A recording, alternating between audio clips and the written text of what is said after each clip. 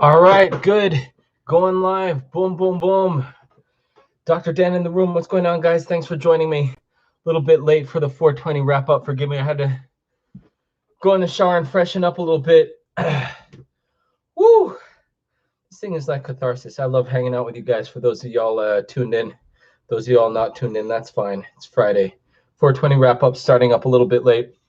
I was wondering anyway, our stoners, if we can call them, I don't care. It's a safe place. Are they on time for their 420 break?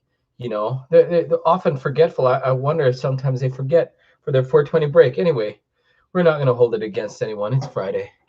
We'll lighten the load. Anyway, thanks for joining me, everyone. Got some interesting cases on these 420 wrap-ups.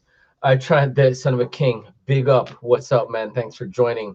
You know how it goes on these. You sort of know the deal. What I try and do is present some of the day's cases and shed some light on what exactly this cannabis medicine involves. Because as you know, I'm a cannabis medicine physician. Not only do I certify people in the great state of Arkansas, boom, the natural state. Not only do I do that, I advise them on the safe use of medical cannabis as well as outline the risks and benefits. There are limitations to what this great thing can do, but the effects are just the positives are far-reaching. So I like to get into that. Anyway, with no further ado, thanks again for joining. All right, so we had a good case today. A patient, a man that presented with intractable pain secondary to scoliosis. He wasn't aware that intractable pain, which is refractory to other treatments and lasting longer than 6 months, he was unaware that this was a certifying condition in the state of Arkansas, and it is. And good patient, he had uploaded some radiographs, x-rays, showing the front, back, and side view of the spine and significant scoliotic tilting, as well as tilting in the other direction, some pelvic tilt in the other direction, causing some lumbar back pain symptoms, as well as pain symptoms, neuropathic pain symptoms radiating down the buttocks and the back of the leg, also some numbness in the forefoot and toes. Typical lumbago with sciatica, typically as it's called, the sciatic symptoms. So significant degree of pain with this patient, and he'd gone through a number of other conservative therapies.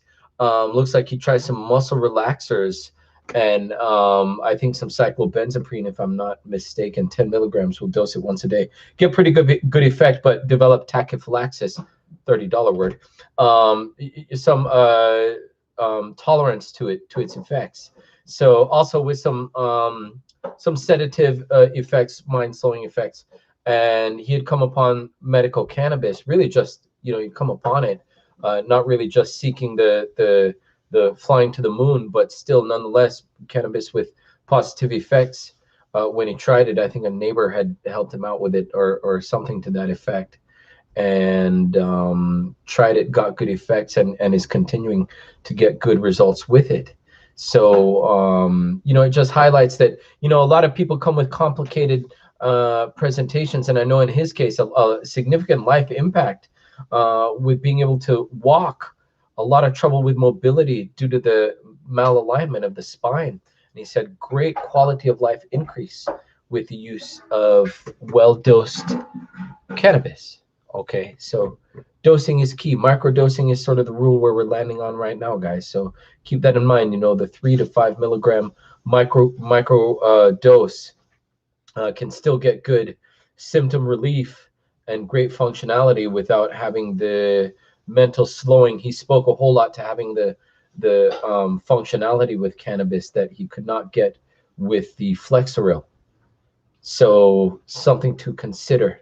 The functionality is something that we always consider when we're weighing the risks and benefits of some drugs. And a lot of drugs out there that you can get the benefit, but the risk can be just as high and sometimes, if not more.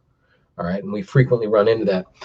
In any case, sativa strains, yeah, I wanted to touch on this as well because he had gotten some success. Good thing I took a note. I would have forgotten.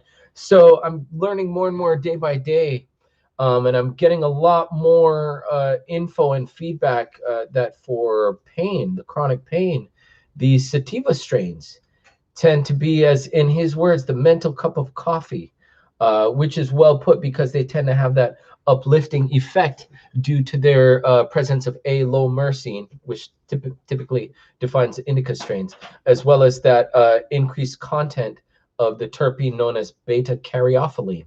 That beta caryophyllene is going to give that caffeine-like lift to give people who have chronic pain or other ailments.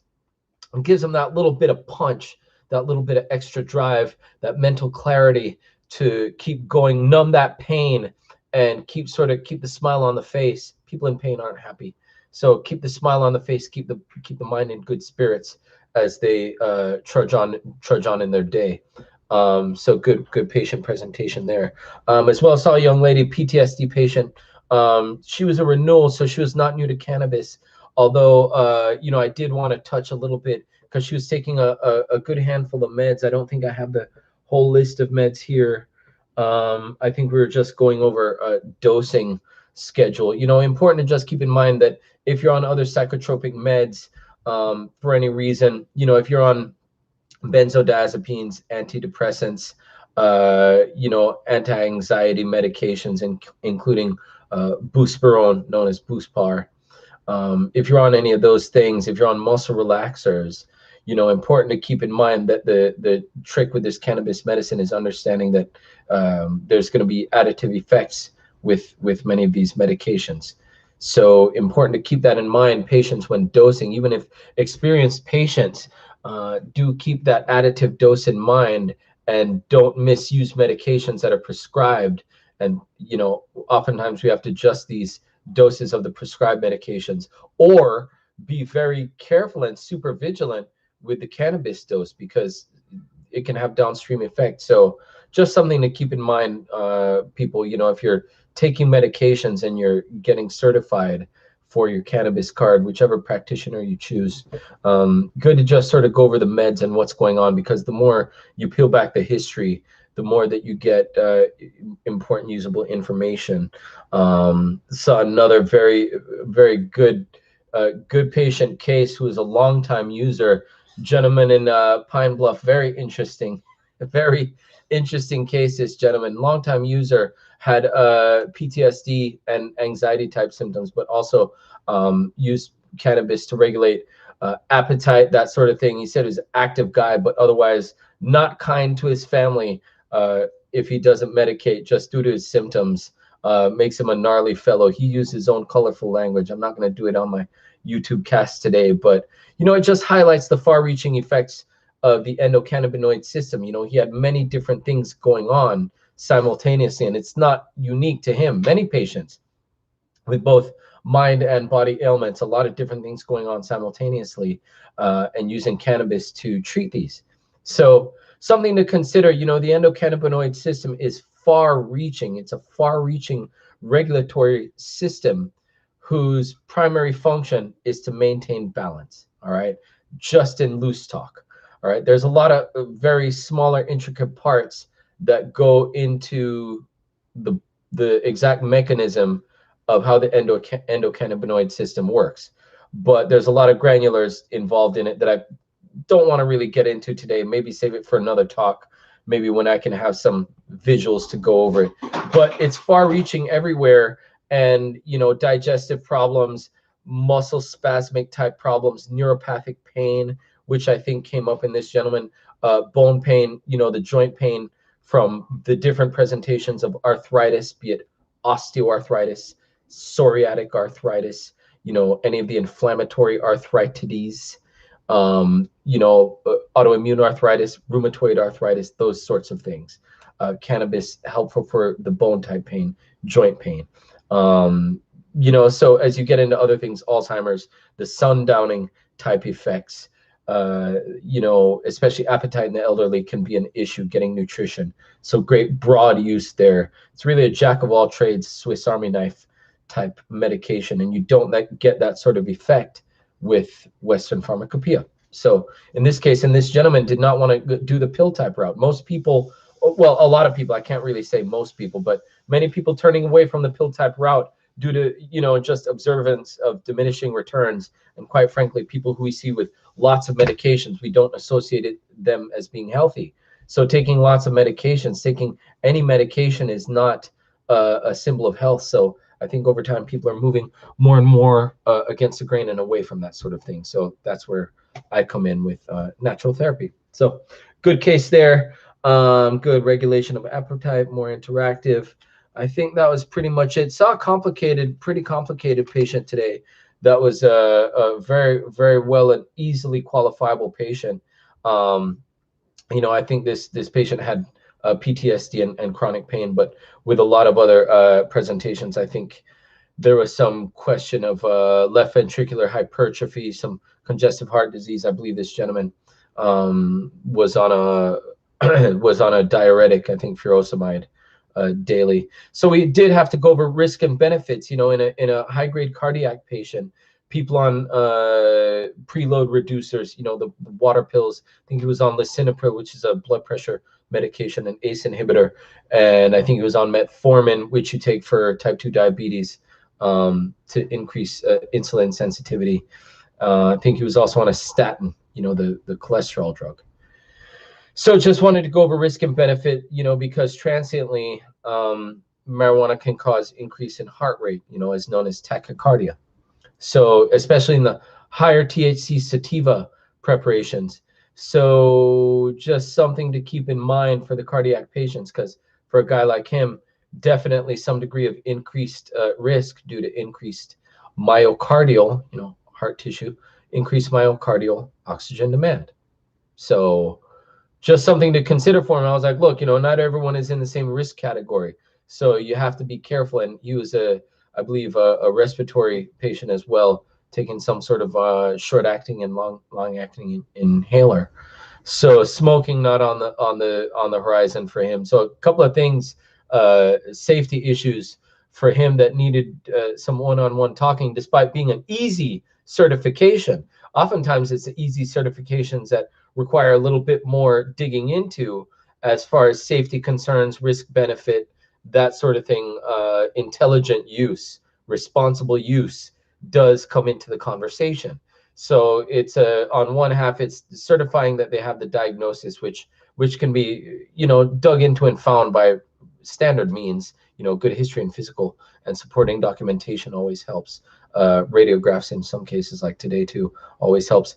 But more useful is the moving forward. You know, there's the gathering the information from the history, but more useful is moving forward and encouraging patients to use correctly and directing them to resources where they can get just the best results, and understanding that medical cannabis is just one part in the big gestalt of the picture of health. So using it in a manner to gain wellness and just really squeeze the most juice out of life, pump up the Bob Marley music, get the body stretched, you know, chop up some veggies, get a salad, stay away from the Grubhub where you're going to order stuff and make bad decisions. You know, that's the micro dose versus the big dose, you know, the good decision versus the poor decision. All of it, it knocks back to your approach to how you're going to use this product, and whether you're going to have a logical approach and get good results, or take an illogical approach and get less good, less favorable results. Listen,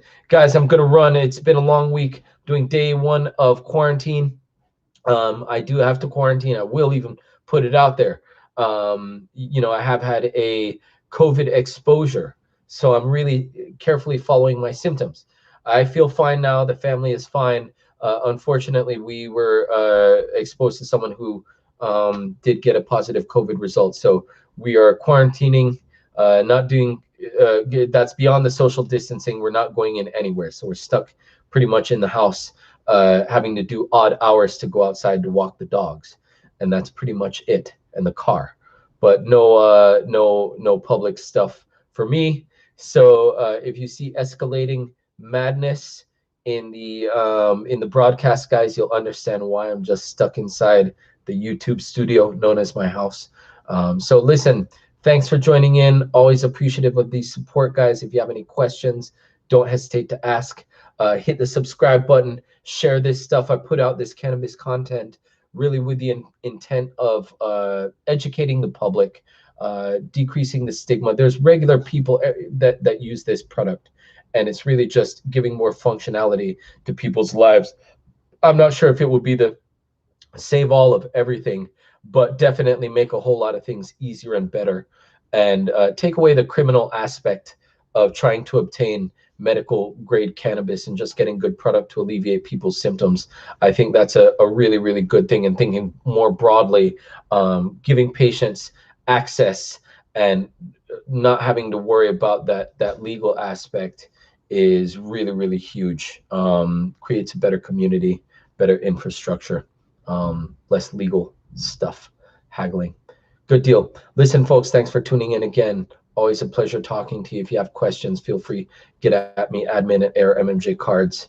If you're looking to get certified in the great state of Arkansas, I'm happy to help direct you to a different, more natural route, better alternative.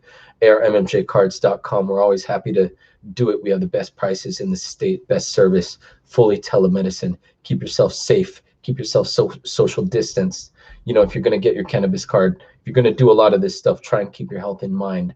So we're fully telemedicine, fully automated, very easy process. We have the camera deal set up so when patients meet for the first time, we're able to connect on camera, connect a couple of ways.